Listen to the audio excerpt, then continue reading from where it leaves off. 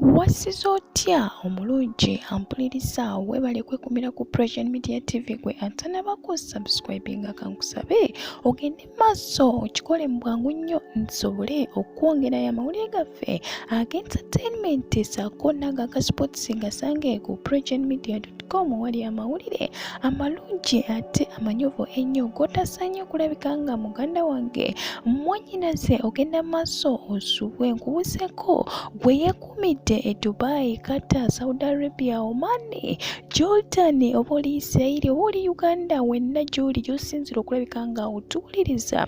Weebale nnyo, weebalire ddala. Nyongera okujjukiza nti ag'entertainment ssaako n'aga sports gasange ku PreciousMedia.com tusobole okulabika nga tukwongerayo mawulire gaffe agasingawo obungi gy'ogenda okulabika nga otambula munnange ogenda ogasanga eyo osobole ogenda maaso n'okunyumirwa. Nyongera okugamba nti omukulu Frank Gashumba yavuddeyo ku television emunategeza n'agamba bannange tuli mu kulabika nga nate tugenda kutegekera Susan Makula okulabika nga nate akola baby shower ye. Omukyalo no ali lubuto asulirira kulabika nga nate agenda kuzaala mwana. Tetunnamanya mwana ki gw'agenda kuzaala, mwana mulenzi oba mwana muwala, naye ekyenyiza okukakasa eggwanga lino nti Susan Makula agenda tuzaalira omwana amakula, agenda kulabika nga nate atuzaalira ezadde. N'olwensonga eyo tutegeka baby shower ye.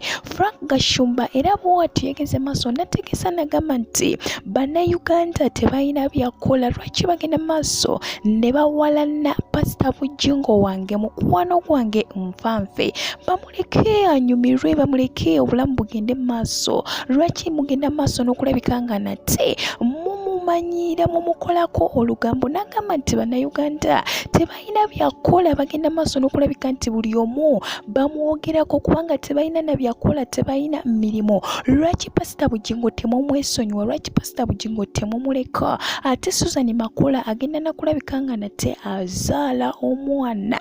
Mulindirire baby shower enaatera kulabika nga nate egenda maaso. Tewaliwo agenda tulemesa kola baby shower yaffe eya Susan Makula ne Pastor Bujingo. Tugenda kulabika nga nate tugitegeka bulungi. Susan Makula asobole okulabika nga agenda maaso n'okuzaala omwana obulungi.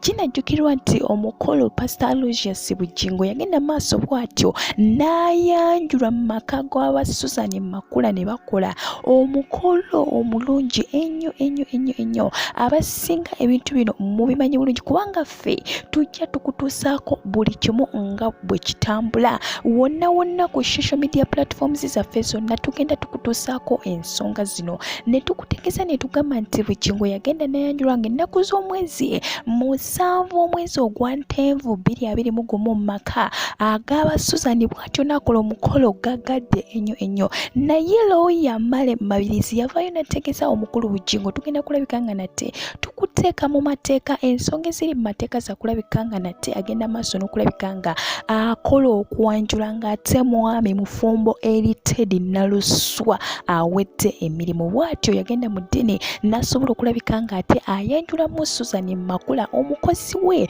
n'alekawo omukyala we amanyikiddwa nga Ted Naluswa Bujingo. Ensonga zino zikyagenda mu kkooti, twakutegeeza ne tukugamba nti Bujingo yagenda maaso ne yeegana n'agamba ye tayanjulwangako mu maka g'aba Susan Makula, wabula yali agenze kukyala ng'omuntu omulala yenna we yali genze n'akyala. Naye ate obujulizi bugenda kuvaayo basobole okulabika nga nate munnange bamusalira kiki ekigenda okuddako. Ekyo kye tulindiridde kye tugenda okuleetera ku Precious Media TV. Naye kyenjagadde okutegeeza nti Frank Gashumba agambye tewali wagenda basitopinga kulabika nga ensonga zaabwe zigenda maaso. Susan Makula bagenda mukolera baby shower. Kanzije naye nyongera okugamba nti weeyongere okulabika nga nate okola emirimu gyo nga wewe kumite ku Precious Media TV television yaffe eŋŋanzi, television ekuwa amawulire agagenda maaso mu ggwanga lyo. Nja kuba nate nkwongerayo tova ku Precious Media TV. Nkujjukiza gwe atanaba ku subscribing agenda maaso tweyungeko tusobole okwongerayo. Kanzije.